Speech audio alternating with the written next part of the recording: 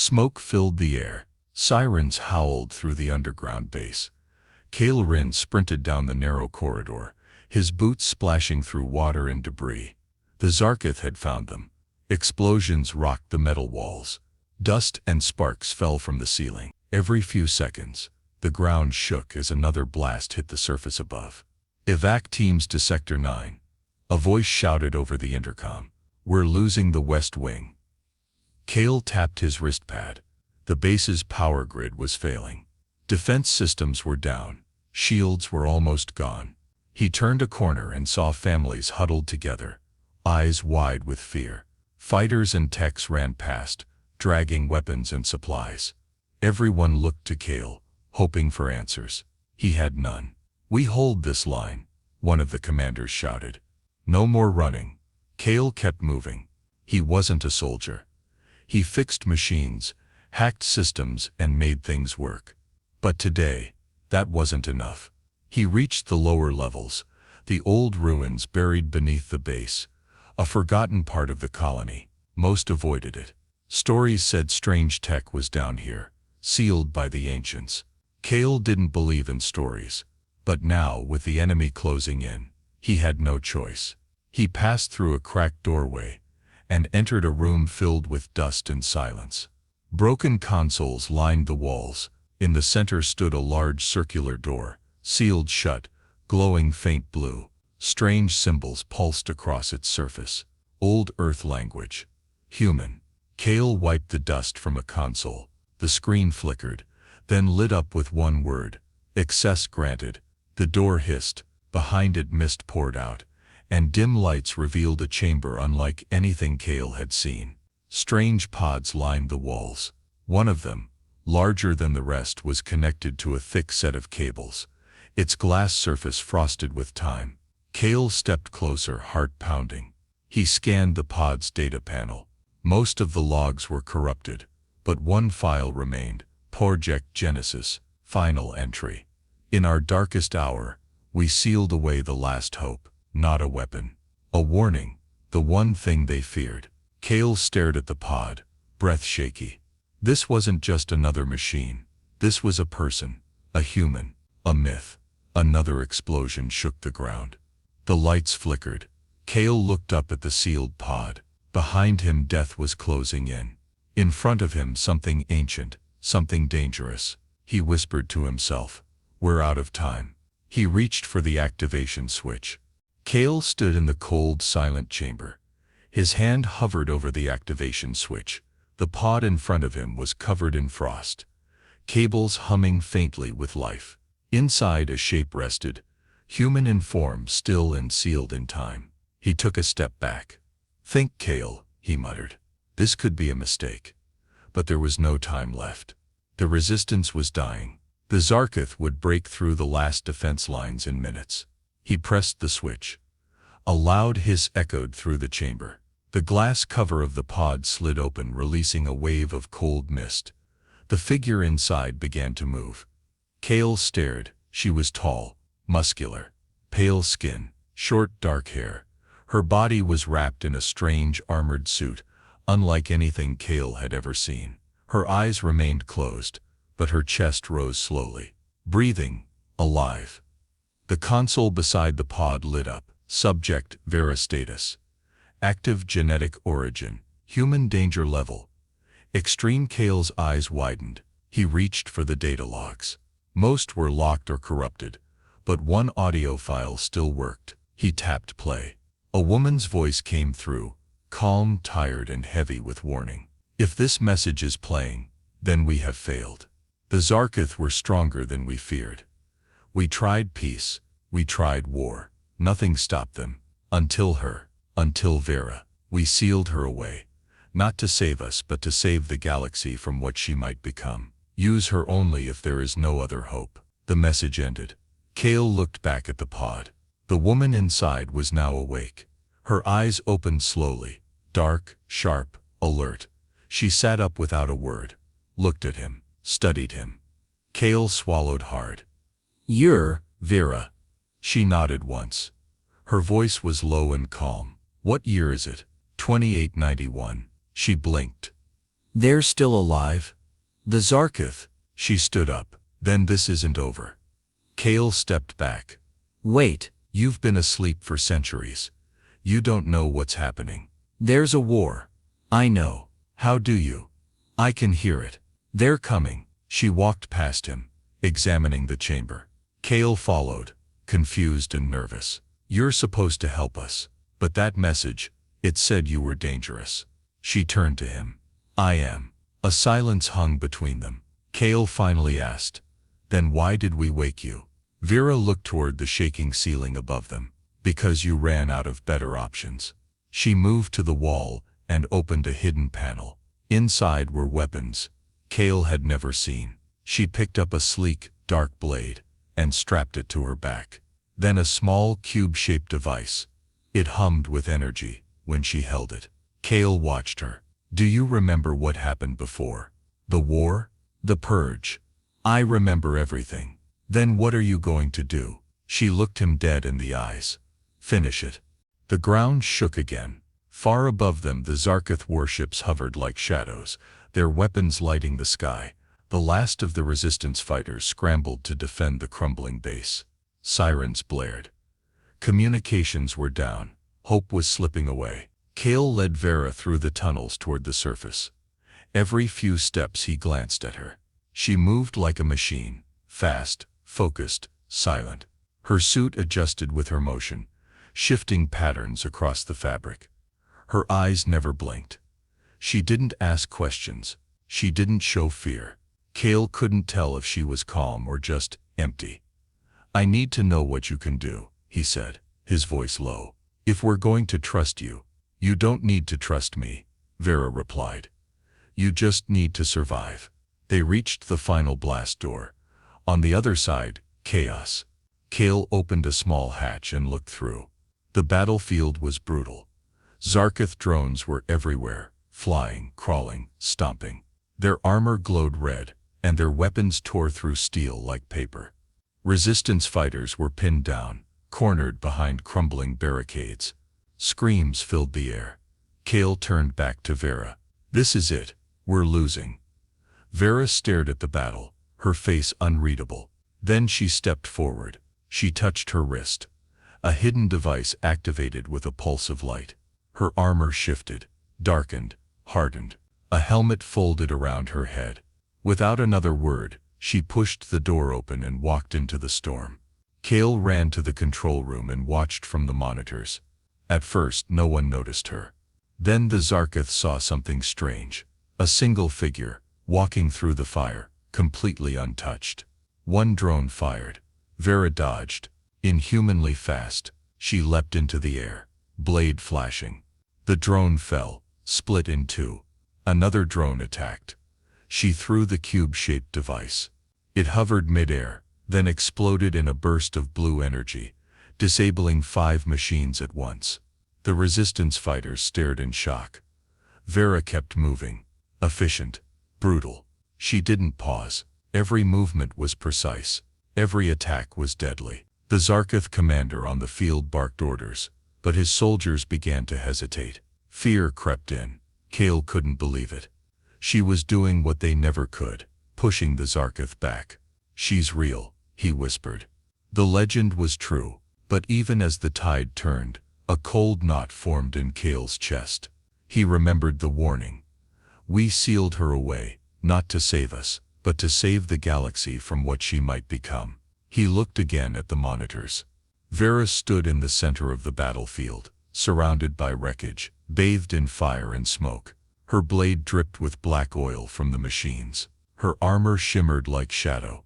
She didn't celebrate. She didn't speak. She just waited for the next wave. Smoke covered the battlefield. Fires burned across the rubble. The sky above was dark, filled with the roar of Zarkith ships. But the ground belonged to Vera. Kale stepped outside, eyes wide. Bodies of broken drones were scattered everywhere, crushed, slashed, torn apart. The other resistance fighters moved slowly through the ruins, staring in disbelief. Many had dropped their weapons. Some had fallen to their knees. They were not cheering. They were silent. Kale walked carefully toward her. Vera stood still in the middle of the battlefield, her blade low at her side. Her armor shifted again, folding back to reveal her face. She looked untouched. Calm. You did it, Kale said quietly. She turned to him. This was only the first wave. Kale swallowed hard. That was a first wave. She nodded once. The Zarketh are not used to resistance, but they will adjust. They always do. Behind them the resistance commander, Juno, approached. Her arm was bleeding, and her eyes stayed locked on Vera. What is she? Juno whispered to Kale. She's not like us. She's human, Kale replied. Juno shook her head. No, she's something else. Vera ignored them. She walked toward the fallen drones. From one of the wrecks she pulled a small black orb. She studied it, then crushed it in her hand. Sparks flew. Tracking beacon, she said. They know I'm here now. Won't that scare them off? Kale asked. No. Her voice was steady. It will bring someone worse. They returned to the underground base. Inside, people backed away as Vera passed. Some whispered. Others stared at her with fear. In the command room, Kale tried to keep control. We need to plan. If more are coming, we have to move civilians, fortify the south tunnels, maybe even evacuate. Evacuation is useless, Vera said. Kale frowned. We can't just wait here and die. You won't die. She looked at him. As long as I stand, they won't win. That's not a plan. That's a gamble. Vera walked to a terminal. She tapped in commands faster than Kale could follow. Maps of the Zarketh fleet appeared, along with red-marked zones, enemy strongholds. I need a ship, she said. A fast one. Why? I'm going to them. Kale stepped back. Alone. That's suicide. No, she replied. It's war. Juno crossed her arms. Why are you really helping us? We woke you, but we don't control you. What's stopping you from turning on us? Vera didn't answer at first. Then she said quietly, I lost everything to them, my people, my world. I was made for one purpose in the Zarketh. Kale looked into her eyes and saw no hate, no fire, just cold, steady purpose. He realized something then. She didn't want revenge. She didn't even want to live. She only wanted to finish what she was created for. Outside, sirens wailed again. A new fleet was approaching. Larger, heavier. Commander Drex was coming. Vera turned toward the surface. Let him come. The sky turned red. Commander Drex's ship broke through the clouds, its massive form blocking the sun. Smaller attack crafts circled it like vultures. The sound of engines roared across the valley. Inside the resistance base, tension filled the air. Fighters stood at the ready, weapons in hand. But their hands shook. Their eyes looked to the sky, then to Vera. Kale stood near the entrance, watching as Vera adjusted her armor. Her face was calm. Cold wind blew through her hair. She didn't flinch as the ground trembled. The main transport ship landed with a heavy crash. The air shimmered as heat bled from its engines. The ramp lowered. Commander Drex stepped out. He was tall and thin, with silver armor that shimmered like glass. His skin was dark blue, and his eyes glowed a deep violet. 4 guards followed him, armed and alert. He didn't draw his weapon. He walked slowly, straight toward Vera. Kale watched from the edge of the platform, heart pounding. Drex stopped a few steps away from her. His voice was smooth, almost human. So it's true, he said. A human still lives. Vera didn't respond. You were supposed to be extinct, he continued. Wiped from the galaxy, burned from history, and yet, here you are. Still, she said nothing. Drex tilted his head. You think you frighten me? No, Vera said. I don't think. I know. Drex's smile faded. I could destroy this planet, he said.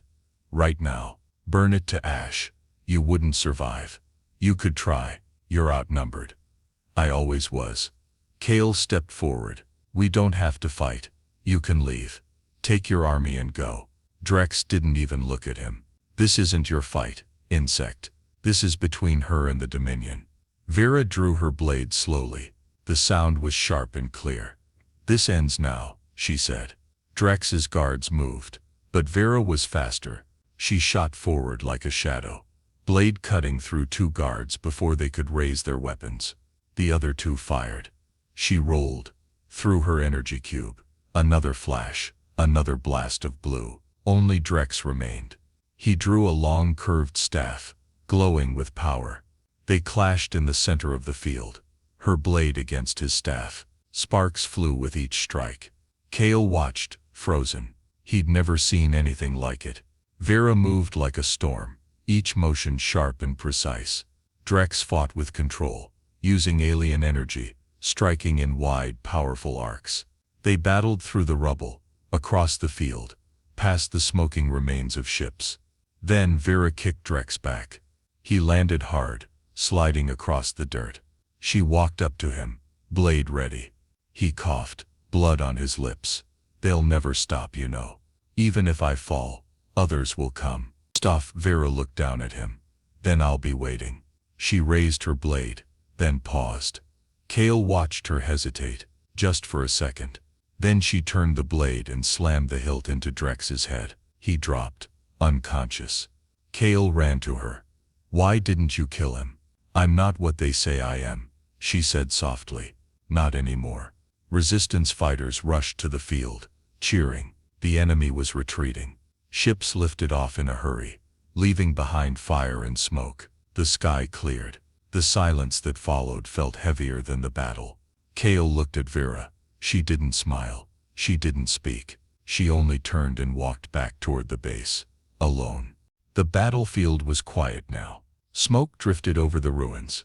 Broken Zarkith drones lay scattered across the valley. The massive warship that had once filled the sky was gone. The enemy had fled. Inside the base, the resistance gathered. Some were injured, some wept. Others stood in silence, trying to understand what had just happened. They had survived. Kale sat on a crate near the command deck, watching the sunrise for the first time in weeks. For a long time he said nothing. Juno approached him, arms crossed. She did it, she said softly. We're alive because of her. Kale nodded. Yeah, but what happens now? Juno looked around. We rebuild. We spread the word. People need to know the Zarkith can bleed. Kale stood. Where is she? She left. He didn't ask where. He already knew. Vera stood at the edge of a cliff overlooking the valley. Her armor was scratched. Her blade hung loosely at her side. She watched the sky, eyes distant. Kale walked up behind her. He said nothing at first, just stood with her in the cold morning wind. Finally he spoke. We won. No, she said. You survived. He looked at her. That's the same thing, isn't it? She shook her head. Winning means peace. This isn't peace. It's only a pause. Kale studied her face. She looked tired. Not physically, but deep inside. Like someone who had lived too long. Where will you go? He asked. There are others. Other Zarkith strongholds. Other battles waiting. You can't fight them all alone. She glanced at him. I already have. Kale stepped forward. You don't have to be a weapon anymore. You can choose something else. I was made for this, she said. Trained, altered, sealed away, because they feared me. I'm not a hero, Kale. I'm a consequence. He looked at the horizon, the light growing brighter. Then be the consequence they deserve. She gave him a faint nod. No smile, just understanding. Vera turned away and walked toward the hills. Her silhouette slowly faded into the light. Kale stood there long after she was gone. Behind him, the base came back to life. Fighters were helping the wounded. Engineers were repairing the comms tower. Children ran through the halls again, laughing. The legend of the human had returned. And it had changed everything.